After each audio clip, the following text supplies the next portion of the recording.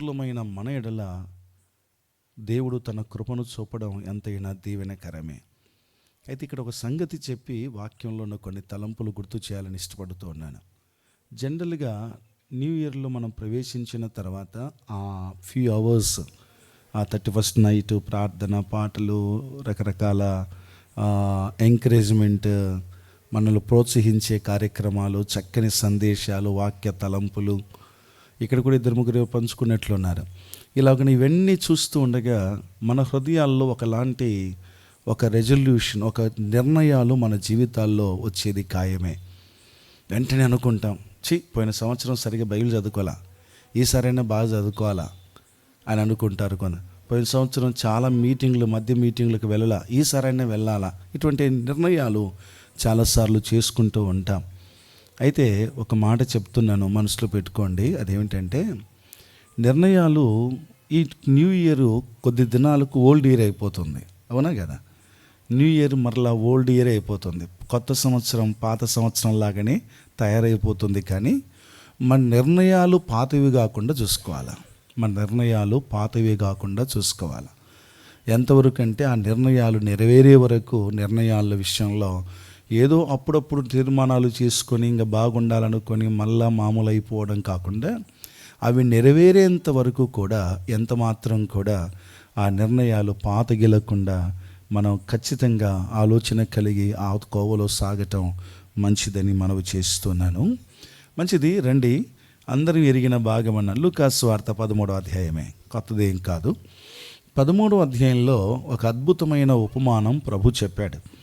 ఆ ఉపమానానికి ఉన్న బ్యాక్గ్రౌండ్ ఏంటో మనకు 13వ అధ్యాయము, యాక్చువల్గా మన పాఠం ఏంటంటే 6వ వచనం నుండి 9వ వచనం వరకు. ఇవి మనం బాగా ఎరిగిన మాటలు. నేను ఇప్పుడు మరలా అన్నీ చదవట్లేదు. కానీ ఏముంది ఇక్కడ 6 నుండి 9 వచనాల్లో, ఒక మనుషునికి ఒక ద్రాక్ష తోట ఉంది. ఆ ద్రాక్ష తోటలో ఏ చెట్టు నాటుకున్నాడు? అంజూరపు చెట్టు నాటుకున్నాడు. దాని పండ్లు వెతకడానికి వచ్చాడు, కానీ ఆ పండ్లు కనబడలేదు. అందును బట్టి ఏమని ఆలోచన చేశాడంటే, ఈ ద్రాక్ష తోటలో అంజూరపు చెట్టు ఇక ఉండటానికి వీలు లేదు, దీని వలన నేల వ్యర్థమై పోతుంది, వద్దులే, నేల కూడా వేస్ట్ అయిపోతుంది, కనుక నరికేద్దాం అనుకున్నవాడు తాను నరకలేదు, కానీ అది నరికివేయాలని అన్నప్పుడు తోటమాలి ఏమన్నాడు చెప్పండి? తోటమాలి ఏమన్నాడు? అయ్యా ఈ సంవత్సరము కూడా ఉండనిమ్ము అన్నాడు. ఈ సంవత్సరం కూడా ఉండనిమ్ము అనే మాట మనం చాలాసార్లు జ్ఞాపకం చేసుకుంటూ ఉంటాం. ఈ సంవత్సరం కూడా ఉండనిమ్ము అన్నాడు. ఎందుకు ఉండనిమ్మన్నాడు? ఆ తోట యజమానుని యొక్క ఆలోచన, ఆశ నెరవేరడానికి ఉండనీయమన్నాడు. అది నెరవేరలేదు, నెరవేర్చబడుతుంది అన్న నిరీక్షణతో ఉండని అన్నాడు. గనుక అది ఉండనిచ్చారు. ఆ తర్వాత దేవుడు అన్నాడు, అది ఫలిస్తే సరి, ఫలించకపోతే నరికేద్దాం అన్నాడు. రండి, ఒక్క వచనం చదువుకుందాం. 8వ వచనం, 8-9 వచనాలు. లూకా సువార్త 13వ అధ్యాయము 8-9 వచనాలు. అయితే వాడు, అయ్యా, నేను దాని చుట్టూ త్రొవ్వి ఎరువు వేయు మట్టుకు ఈ సంవత్సరం కూడా ఉండనేమో, అది ఫలించిన సరి, లేని ఎడల నరికివేయమని అతనితో చెప్పాను. ఓకే, మంచిది. చిన్న మాట ప్రార్థన. ప్రేమగల తండ్రి, చదవబడిన మాటలు దీవించండి. మీ మాటలు మాకు కావాలి. అందుకే మీ వాక్యం దగ్గరికి చేరి వచ్చాం. ఈ మీ దాసుని మీరు ఎరుగున్నారు గనుక మరుగుపరచుమని ప్రభువైన యేసుక్రీస్తు నామమున స్తోత్రించి అడుగుచున్నాము తండ్రి, ఆమేన్. ఎందుకు ప్రభు ఈ ఉపమానం చెప్పాడు? ఈ ఉపమానం చెప్పడానికి ఆయన కారణం ఏంటి? జనరల్గా యేసు ప్రభు ఉపమానాలు చెప్పటం తన సేవలో ఒక ప్రత్యేకమైన విధానం. ఉపమానాలు ఎందుకు చెప్పాడంట? మీకు కాదు కానీ బయటోళ్ళకి అర్థం కావాలన్నాడు. ఒక స్థలంలో దేవుని ప్రజలు అర్థం చేసుకోవడానికి, మానవులు అర్థం చేసుకోవడానికి ఉపమానాలు ఉపయోగించాడు. ఇప్పుడు మనం ఆ రూట్లోకి వెళ్ళట్లేదు. ఈ ఉపమానం ఎందుకు చెప్పాడు అనేది ముందుగా ఒక్క మాట అర్థం చేసుకుందాం. దాన్ని అర్థం చేసుకోవడానికి జస్ట్ 1వ వచనం నుండి 5వ వచనం వరకు దాని యొక్క కా కాన్సెప్ట్ లేకపోతే దాని యొక్క సందర్భం మనం చూస్తాం. ఎందుకు ఈ ఉపమానం చెప్పాడో 1వ వచనం నుండి 5వ వచనం వరకు ప్రభు దగ్గర వారు ఒక పాయింట్ రేజ్ చేశారు. వారు ప్రభువును ఒక మాట గుర్తు చేశారు. ఏంటంటే, గలిలయులైన కొందరి రక్తాన్ని పిలాతు బలులలో కలిపినాడయ్యా అనే విషయాన్ని ప్రభుకు జ్ఞాపకం చేశారు. ఇటు ప్రభు దానికి వివరణ ఇవ్వడం మొదలుపెట్టాడు. దానికి వివరణ మొదలుపెట్టి ఏమన్నాడు, గలిలయులు అట్టి హింసలు పొందినందున వారు గలిలయులందరికంటే పాపులు అనుకుంటున్నారా? కాదు అన్నాడు ప్రభువారు.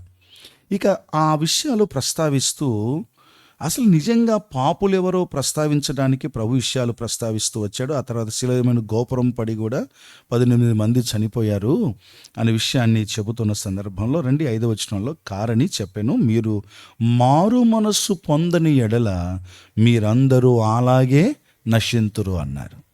ఇది ఆ ప్రభువారు అక్కడ ముందు చెప్పిన మాట.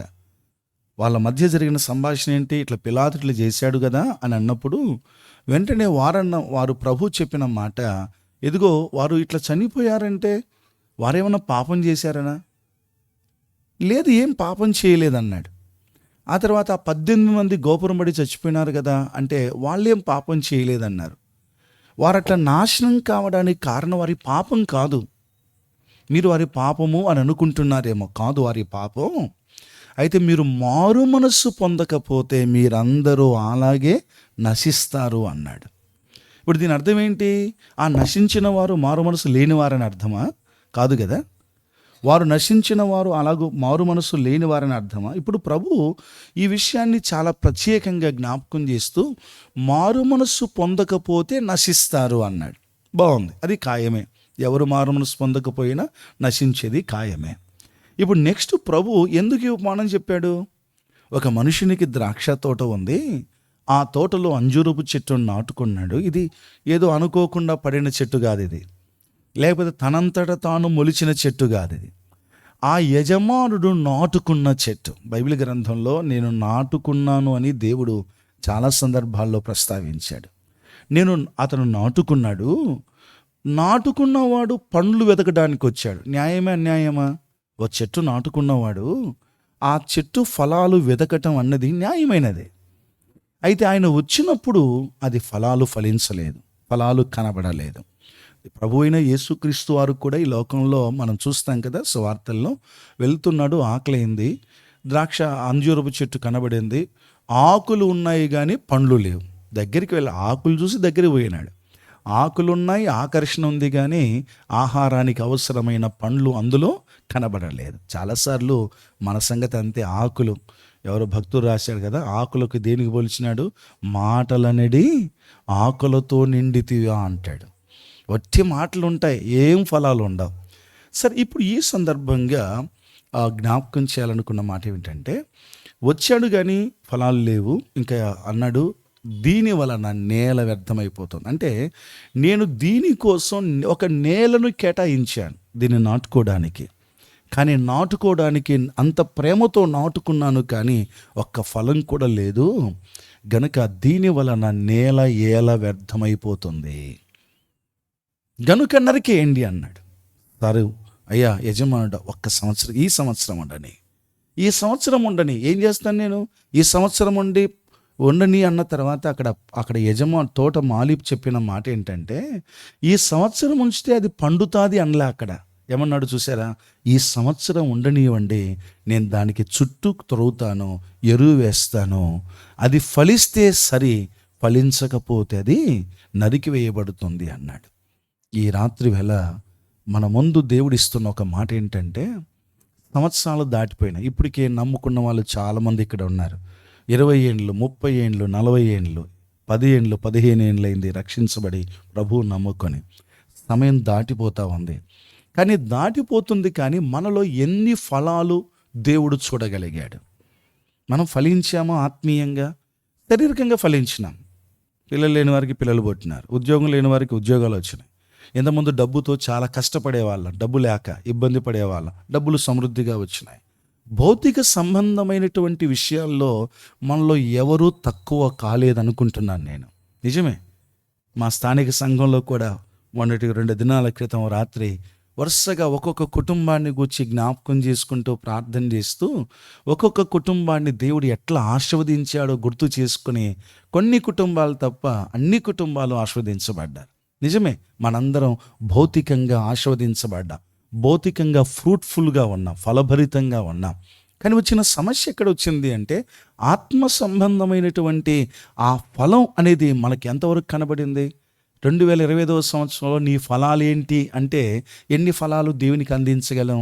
పరమగీత గ్రంథంలో ఆ స్త్రీ తన ప్రియుణ్ణి ఎదుర్కోవడానికి వెళ్తూ ఒక మాట ప్రస్తావించబడింది. ఆ మాట చూడండి, పరమగీత గ్రంథంలో. ఎందుకు ఆ వచ్చిన భాగాన్ని ఒక్కసారి అట్లా గుర్తు చేస్తాను చూడండి. పరమగీత గ్రంథంలో ఇలాగున ఆ స్త్రీ తన ప్రియుణ్ణి ఎదుర్కోవడానికి వెళ్తూ చెప్పిన మాట గమనించండి. 13వ వచనం, 7వ అధ్యాయం 13వ వచనం, పరమగీత గ్రంథం 7:13 త్వరగా. పుత్రదాత వృక్షము సువాసనిచ్చుచున్నది, నా ప్రియుడా, నేను నీ కొరకు దాచి ఉంచిన నానావిధ శ్రేష్ఠ ఫలములు పచ్చివియు పండువియు మా ద్వారబంధముల మీద వేలాడుచున్నవి. ప్రియుని కోసం పరమగీత గ్రంథం 7:13 చదివాను. పరమగీత గ్రంథం 7:13లో ప్రియుని కోసం ప్రియురాలు ఎంత అద్భుతమైన అలంకరణతో తన గృహాన్ని సిద్ధపరిచిందో చూసారా? ఏమంటుంది? నా ప్రియుడా, నీ కొరకు దాచి ఉంచిన అనే మాట చూస్తాం.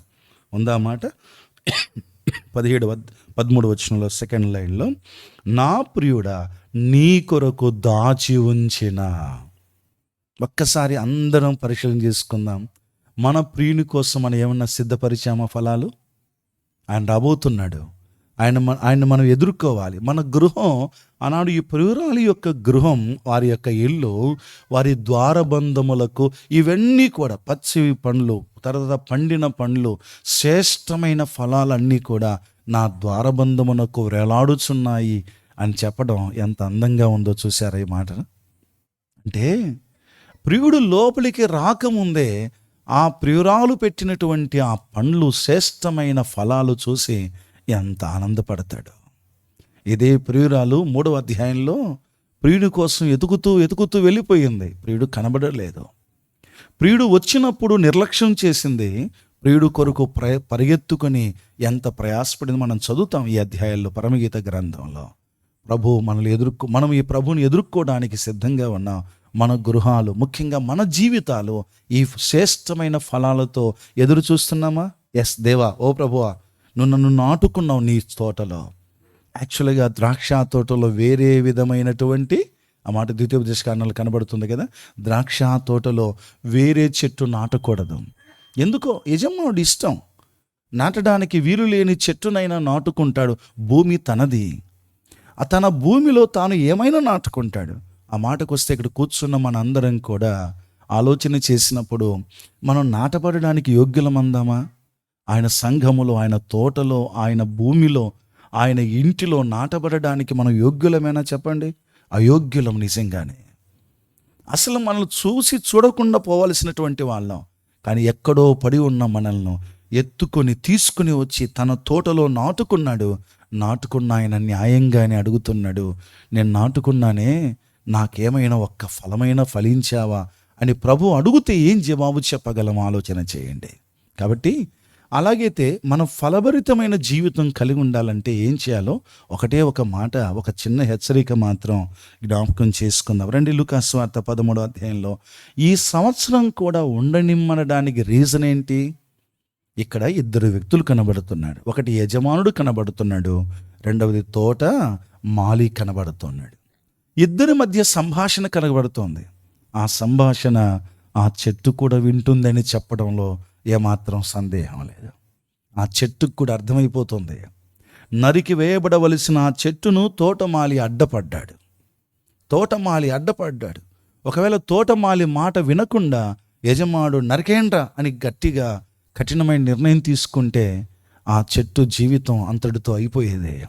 కానీ దేవునికి స్తోత్రం, దేవుడు తన మహాకృప చేత తోటమాలి మాట యజమానుడు విన్నాడు.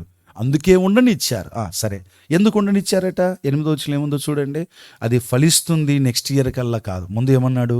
నేను దానికి ఒక పని చేయబోతున్నాను. ఏంటి? చుట్టూ త్రువ్వుతాను. రెండవది ఎరువు వేస్తాను. ఇక్కడ ఆగుదాం. ఈ సంవత్సరం దేవుడు మనలో ఉంచడానికి కారణం ఏంటి అంటే, మన ఆయుష్కాలాన్ని పొడిగించడానికి కారణం ఏంటంటే, వేసిన ఎరువు పాడు చేసుకున్నాం, ఇంకనైనా ఎరువేసి మరలా ఫలించేటట్టుగా చేయాలన్నదే దేవుని ఆశ. తోటమాలి యొక్క ఆశ ఏమిటంటే, ఇంతకుముందు ఒక మాట ఆలోచన చేద్దాం. ఇప్పుడు ఒక తోట ఉంది అంటే ఆ తోటలో ఉన్న చెట్లకు ఎరువు వేస్తారా వేయరా? ఆ తోటకు నీళ్లు పెడతారా పెట్టారా? ఖచ్చితంగా పెడతారు.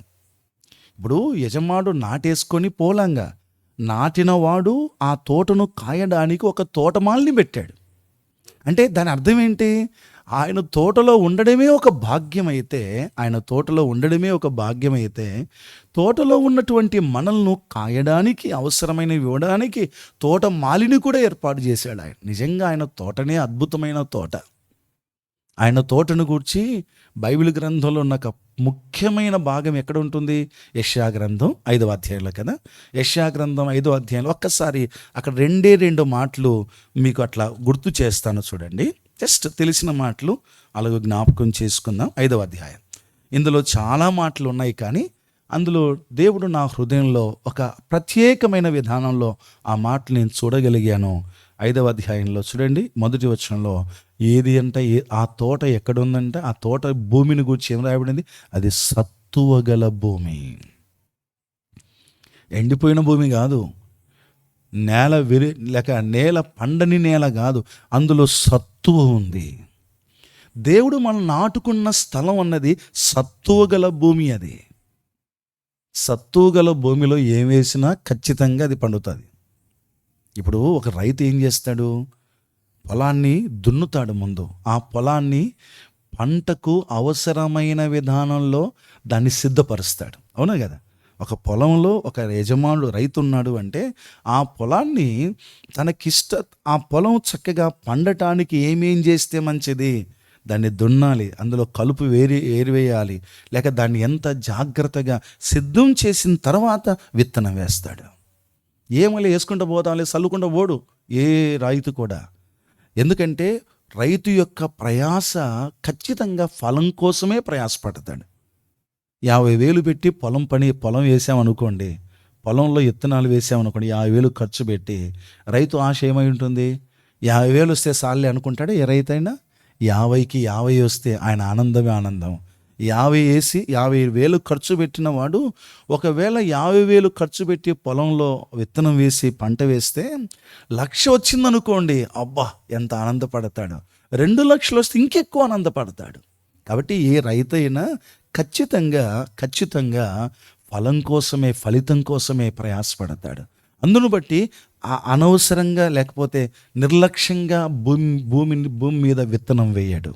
చాలా జాగ్రత్తగా ఈ విత్తనం ఇక్కడ వేస్తున్నాను అంటే దీని నుండి నాకు ఫలం రావాలి అన్న ఉద్దేశంతో వేస్తాడు. అందుకే ఆ భూమిని సత్తువగల భూమిగా, ఒక శక్తిగల భూమిగా, లేక పండడానికి అవసరమైన భూమిగా దాన్ని ఏర్పాటు చేస్తాడు. వినండి, అట్టి భూమిలో దేవుడు మనల్ని నాటుకున్నాడు. ఇంకో మాట నన్ను చాలా చాలా తాకిన మాట ఏంటంటే 2వ వచనంలో రాళ్ళుంటే రాళ్ళు కూడా ఏరేసన్నారంట. ఆ నేలలో ఏమి లేవు చెప్పండి? ఒకటి సత్తు ఉంది, రెండవది ఏమి లేవు? రాళ్ళు లేని నేల. ఇప్పుడు నాకు జవాబు చెప్పాలి మీరు. రాళ్ళుంటే ఏమవుతుంది? ఉంటే బాగానే ఉంటుంది కదా, చెప్పండి. గుర్తు రావాలా మీకు వెంటనే? లూకాసు వార్త 8వ అధ్యాయంలో రాళ్ళుంటే పెద్ద నష్టమే. ఏంటి ఆ నష్టం? వాక్యం వింటారు కానీ లూకాసు వార్త 8వ అధ్యాయంలో లూకాసు వార్త 8వ అధ్యాయం వచనం సంఖ్య 13. లూకాసు వార్త 8:13 నేను చదువుతాను చూడండి. 8:13 ఏముంది చదువుతారా? రాతి నేల ఉండు వారెవరనగా వినునప్పుడు వాక్యమును ఎట్లా వింటారంట? ఇప్పుడు అదేముందో చదవాలి, చెప్పారు. వినునప్పుడు వాక్యమును సంతోషముతో అంగీకరించేవారు. కొన్నిసార్లు కొందరు వాక్యం వింటుంటే చెప్పటంలో కూడా చెప్పబుద్ధి అవుతుంది.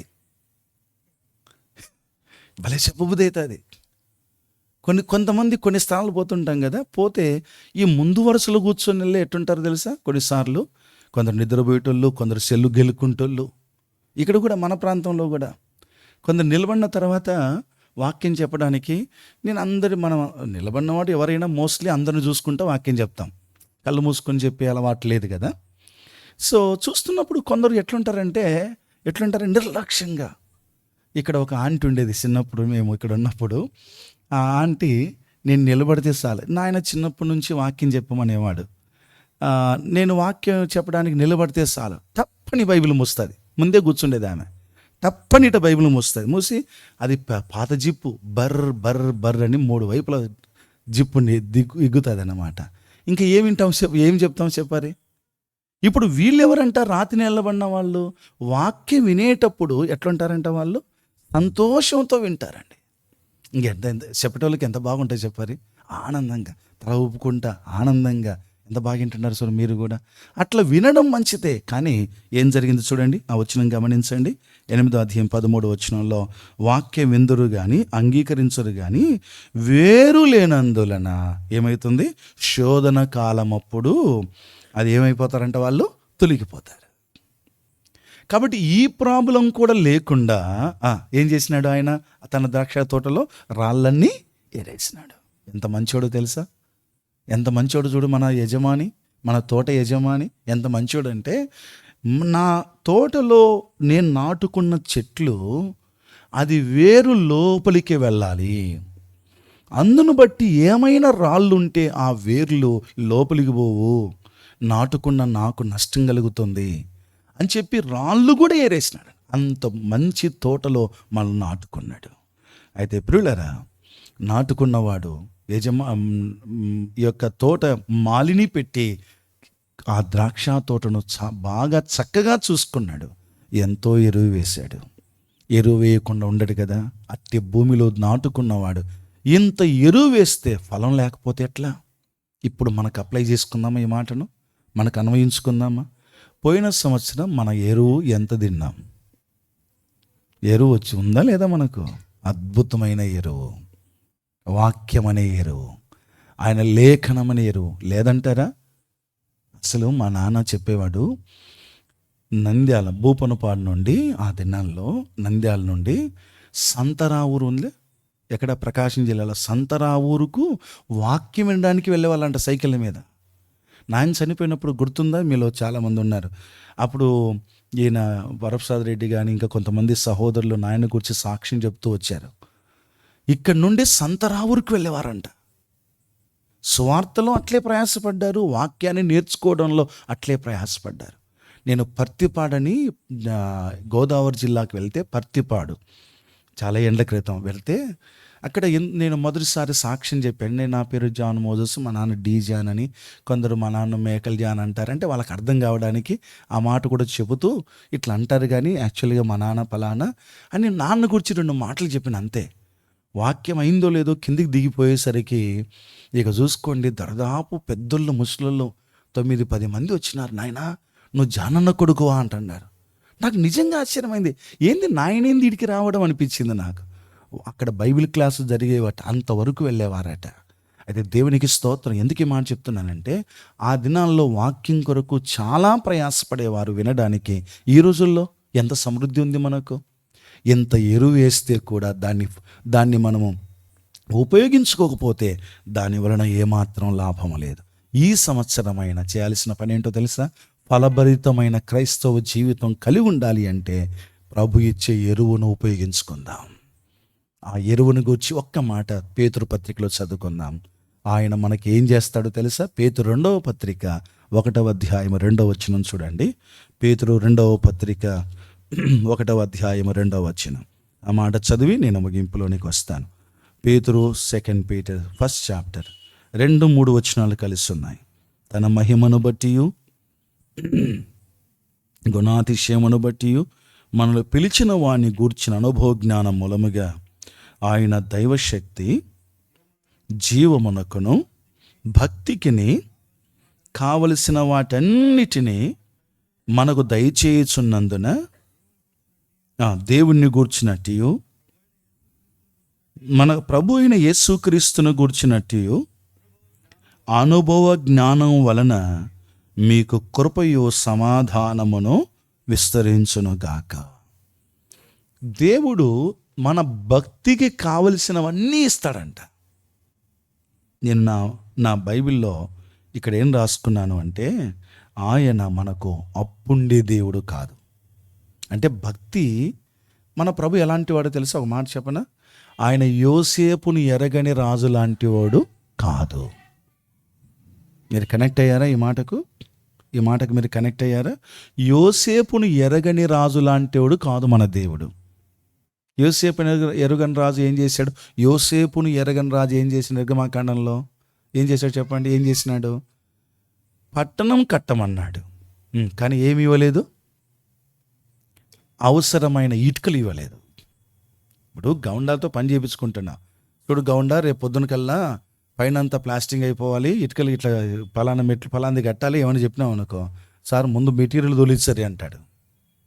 మెటీరియల్ ఇచ్చి పని చేయించేవాడు న్యాయం. అయితే యోసేపుని ఎరగని రాజు ఇశ్రాయేలు జనాంగానికి ఏం చేశాడో తెలుసా?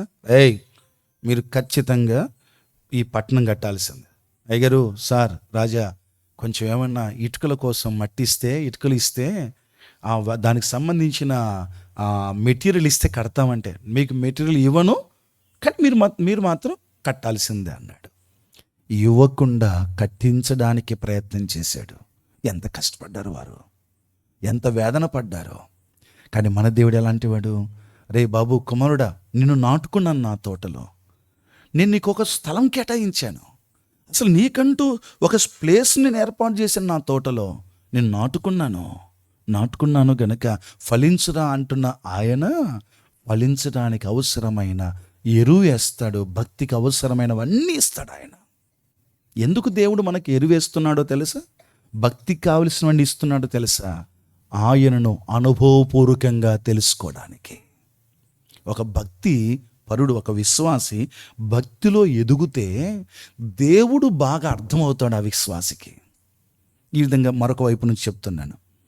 దేవుని పిల్లలమైన మనం ఆయన తోటలో నాటబడిన తర్వాత ఆయన కోరుకున్న ఫలభరితమైన జీవితం మనలో ఉండాలి అంటే, వినండి జాగ్రత్తగా, ఆయన ఇచ్చే ప్రతి వనరును ఉపయోగించుకోవాలి. ఎప్పుడైతే ఆయన ఇచ్చే ప్రతి వనరును ఉపయోగించుకోగలిగితే మనలో కలిగే మార్పు ఏంటో తెలుసా? ఫలభరితమైన జీవితం, నూరంతల జీవితం దేవుడిస్తాడు. మనము ఆయన గూర్చిన అనుభవ జ్ఞానములోనికి వెళ్తాం. యాక్చువల్గా బైబిల్ ఏం చెప్తుందో తెలుసా? యెషయా గ్రంథం 53వ అధ్యాయం ఎవరిని గూర్చిన అధ్యాయం చెప్పండి? యెషయా గ్రంథం 53వ అధ్యాయం మన ప్రభు అయిన యేసుక్రీస్తు వారి సిలువను గూర్చిన అధ్యాయం. 11వ వచనంలో ఒక మాట ఉంటుంది యెషయా గ్రంథంలో, తనకున్న అనుభవ జ్ఞానము చేత అనే మాట ఉంది అక్కడ. కానీ కింద మూల భాషలో ఏముందో చూడండి ఒకసారి. యెషయా గ్రంథం 53వ అధ్యాయం 11వ వచనంలో, యెషయా గ్రంథం 53:11లో తనకున్న అనుభవ జ్ఞానము చేత అనే మాట అక్కడ ప్రస్తావించబడింది. 11వ వచనం చదువుతారా? యెషయా 53:11. అతడు తన కలిగిన వేదనను చూచి తృప్తి నొందును, నీతిమంతుడైన నా సేవకుడు జనుల దోషమును భరించి, జాగ్రత్తగా చూడండి ఆ వచ్చిన, తనకున్న అనుభవ జ్ఞానము చేత అనేకులు నిర్దోషులుగా చేయను. అసలు యాక్చువల్గా అక్కడ ఏముండాలి? కింద ఉంది చూడండి, తన్ను గూర్చిన జ్ఞానము చేత. విశ్వాసులారా, ఈ సంవత్సరంలో ఒక టార్గెట్ పెట్టుకోవాలనుకున్నాను. అదేమిటో తెలుసా? ఈ సంవత్సరము నేను దేవుడిచ్చే వనరులు ఉపయోగించుకోవడం వలన మనకు జ్ఞానం పెరుగుతుంది. ఓకే, ఇప్పుడు బాగా వాక్యం వింటే జ్ఞానం పెరుగుతుంది, బాగా వాక్యం చదువుకుంటే జ్ఞానం పెరుగుతుంది. ఇంకోటి చెప్పండి, వాక్యాన్ని ధ్యానం చేస్తే జ్ఞానం పెరుగుతుంది. అనుభవ జ్ఞానంలోనికి వస్తున్నాం మనం. జ్ఞానం పెరిగిన తర్వాత ఆ జ్ఞానం వలన ఏ జ్ఞానం పెరగాలి? లేఖన జ్ఞానం పెరగడం మంచిదే, తప్పేం కాదు. కానీ లేఖన జ్ఞానం పెరిగే కొలది ఒక వ్యక్తిలో క్రీస్తును గూర్చిన అనుభవ జ్ఞానములోనికి వెళ్ళాలి. క్రీస్తు మనకు బాగా అర్థమయ్యేటట్టుగా మన జీవితంలో లేఖనాల ద్వారా, ఆయన ఇచ్చే వనరుల ద్వారా మనము పొందవలసి ఉంది. ఆయన మనకు అర్థం కావాలి. ఒక వ్యక్తిలో క్రీస్తును గూర్చిన జ్ఞానం పెరిగితే వచ్చే దీవెన ఏంటో తెలుసా? క్రీస్తును గూర్చిన జ్ఞానం మనలో పెరగగలిగితే, ఆయన ఇచ్చిన వనరులు ఉపయోగించుకొని పెంచుకోగలిగితే వచ్చే దీవెన ఏంటంటే అద్భుతమైన దీవెన. ఇది న్యూ ఇయర్లో ఈ సంవత్సరం అంతా మన జీవితం అంతా అవసరమైన దీవెన. అదేంటో తెలుసా? చాలాసార్లు వినండి, నేను అది చెప్పకముందు చిన్న ఎక్స్ప్లెనేషన్. అదేంటంటే, పాపాన్ని మనం దూరం చేసుకోవడం మన చేత కాదు. ఈ స్టేట్మెంట్ మీరు ఎంతమంది అంగీకరిస్తే నాకు తెలియదు. కానీ కొన్నిసార్లు పాపం దూరం అయితే బాగుంటుంది, దేవుని కోసం బతుకుతే బాగుంటుంది, ఇంత ఆశ ఉంటుంది, గంపెడు ఆశ ఉంటుంది మనకు. కానీ ఒక వ్యక్తి పాపానికి దూరమై ప్రభుకు దగ్గర కావాలంటే ప్రభును గూర్చిన జ్ఞానం ఒక్కటే సాధన. ప్రభును గూర్చిన జ్ఞానం ఒక వ్యక్తిలో బాగా పెరగగలిగితే, దేవుని గూర్చిన జ్ఞానం ఒకటే కాదు, అక్కడేముంది, అనుభవ జ్ఞానం వేరు, జ్ఞానం వేరు. అవునా కదా? ఇప్పుడు మీలో కొంతమందికి డ్రైవింగ్ రాదు. డ్రైవింగ్ ఏంటో తెలుసు మీకు. అంటే డ్రైవింగ్ సీట్లో కూర్చున్నప్పుడు స్టీరింగ్ పట్టుకోవాలా, అప్పుడప్పుడు అవసరతను బట్టి గేర్లు వేయాలా, ఇవన్నీ బాగా తెలుసు. చూస్తుంటారు కాబట్టి తెలుసు. అది జ్ఞానం. కాబట్టి ఉదాహరణకు 20 స్పీడ్లో పోయేటప్పుడు ఏ గేర్ వేయాలో మిమ్మల్ని అడిగినామనుకో, చదువుకునేది కూడా చెప్తారు. 20 స్పీడ్లో పోయేటప్పుడు సెకండ్ గేరో థర్డ్ గేర్లోనో పోవాలంట. అదే 70 స్పీడ్లో పోవాలనుకో ఫోర్త్ గేర్లో పోవాలంట. బాగానే చెప్తారు. ఇంత బాగా చెప్పినాడు కదా అని నువ్వు నడపన్నా అన్నాం అనుకో కదా, ఈయనకేం లేదు, ఒట్టి జ్ఞానం ఉంది కానీ ఏం లేదు, అనుభవ జ్ఞానం లేదు. యేసయ్యను గూర్చి, ప్రభును గూర్చి, వాక్యాన్ని గూర్చి జ్ఞానం ఉంటే సరిపోదు, అది మన జీవితంలో అనుభవించగలగాలి. చిన్న మాట, ఫిలిప్పీ 2:5 చెప్పండి చూడకుండా. క్రీస్తు యేసున కలిగిన ఈ మనసు మీరును కలండి. క్రీస్తు మనసు ఏంటో మనకు తెలుసు కదా. ఇప్పుడు ఏం చేయాలి మనం? క్రీస్తు మనసు ఎలాంటిది? ఆయన మనసు జాలి గలది, ఆయన మనసు ప్రేమ గలది, ఆయన మనసు దయగలది. 110 వచనాలు పెట్టి మనం పెద్ద ఒక స్టడీ చెప్పుకోవచ్చు. ఓకే, నో ప్రాబ్లం, అది జ్ఞానం. కానీ అది మన అనుభవ జ్ఞానంలోనికి రావాలంటే ఏం చేయాలి? మనము ఆ మనస్సు కలిగి ఉండేటట్టుగా దేవుని కృపను కోరుకోవాలి. అప్పుడు మనకి వేసిన ఎరువు సార్థకం అవుతుంది. ఇంత ఎరువు పోయిన సంవత్సరం అంతా ఇంత ఎరువు పొంది ఏం ఫలితం పొందాం మనం? ఏం ఫలాలు ఫలించాం? ఆలోచన చేసుకుందాం. అట్లీస్ట్ ఈ సంవత్సరం అయినా ఆయన ఇచ్చే ఎరువును పొందుదాం, ఆయన ఇచ్చే వనరులు పొందుదాం, దేవుని కృపను సమృద్ధిగా అనుభవిద్దాం. ఈ సంవత్సరంలో మన టార్గెట్ ఏమై ఉండాలి తెలుసా? ఏదేమైనా దేవుడిచ్చే ప్రతి ఎరువును, ప్రతి వనరును నెమ్మదిగా ఖచ్చితంగా ఉపయోగించుకుందాం. ఆయన గూర్చిన అనుభవ జ్ఞానంలోనికి వద్దాం. ప్రాక్టికల్గా నన్ను చూసిన వాడు క్రీస్తును చూడగలిగితే నా జీవితం ధన్యమవుతుంది. 99 ఏళ్ళు బతికినాడు, భక్తి లేకుండా బతికినాడు, లాభమే లేదు ఆయన జీవితం వలన. 90 ఏళ్ళు కాదు, 9 ఏళ్ళు బతికినా, 19 ఏళ్ళు బతికినా క్రీస్తు మన జీవితంలో కనబడగలిగితే ఇక అంతకంటే ఏం కావాలి చెప్పండి? పరలోకం వెళ్ళిన తర్వాత ఆయన మనలో లేచి నిలబడి ఆహ్వానిస్తాడేమో అనిపిస్తుంది. నిజంగా ఆయనలాగా బతికిన వాళ్ళను, మళ్ళీ చెప్పనా ఈ మాట, ఆయనలాగా భూమి మీద బతికిన వాళ్ళను పరలోకం వెళ్ళినప్పుడు యేసు ప్రభు లేచి తాను 2 చేతులు చాపి ఒక ఘనమైన ఆహ్వానాన్ని ఇస్తాడేమో అనిపిస్తుంది. అవును, ఎందుకంటే ఆయన ఆశ అదే కదా. నేను ఈ తోటలో నాటుకుంది అందుకోసమే కదా, నీకోసం నేను ప్రయాసపడింది అందుకోసమే కదా, నాలాగా బతకమంటున్నాడు. కాబట్టి ఇక మీదటైనా ఏం ఆలోచించినా, ఏమి మాట్లాడినా, ఏం చూసినా, ఏ విషయాల్లో ప్రయత్నాలు చేసినా యేసయ్య అయితే ఏం చేస్తాడు? ఇది ఎప్పుడు ఒక మాట గుర్తుపెట్టుకోండి. ఎవరైనా ఏమన్నా అన్నారనుకోండి, ఇప్పుడు తిరిగి మనం అనాలంటే ఇప్పుడు ఏమనిసి వెంటనే నాకేం ప్రశ్న రావాలి? నాకు ఆ మనిషి మొన్ననే భలే తిట్టినాడు, ఒక ఆయన అనవసరంగా తిట్టినాడు. ఇప్పుడు నేను యేసయ్య అయితే ఏమి రెస్పాండ్ అవుతాడు, ప్రభు అయితే ఏలాగా ప్రతిస్పందిస్తాడు, ఇట్లా ప్రతిదీ కూడా ఆలోచించేయగలిగితే నిజంగా జీవితాలు ఎంత ధన్యంగా ఉంటాయో. తోటమాలే కాదు, తోట యజమానుడు కూడా మనల్ని బట్టి ఆనందపడతాడు. ఆయన ఇచ్చే వనరులు ఉపయోగించుకుందాం, అట్టి దీవెన పొంది ఆయన ఆశను నెరవేరుతాం. దేవుడి మాటలు దీవించును గాక. ప్రార్థన చేద్దాం. కరుణగల మా తండ్రి, ఈ మాటలు మా హృదయంలో భద్రం చేయమని, చేరి వచ్చిన వారిని ఆశీర్వదించమని, నూతన సంవత్సరపు దీవెనలో మెండుగా కుమరించమని, మీ ఆశను నెరవేర్చగలిగిన కృపను మాకు దయచేయమని, మీ ఆశ న్యాయమైన ఆశనే నాయన, ఆశను నెరవేర్చగలిగిన సహాయం మాకు దయచేయమని ప్రభువైన యేసుక్రీస్తు నామమున స్తోత్రించి అడుగుచున్నాము తండ్రి. ఆమేన్. అందరికీ వందనాలు.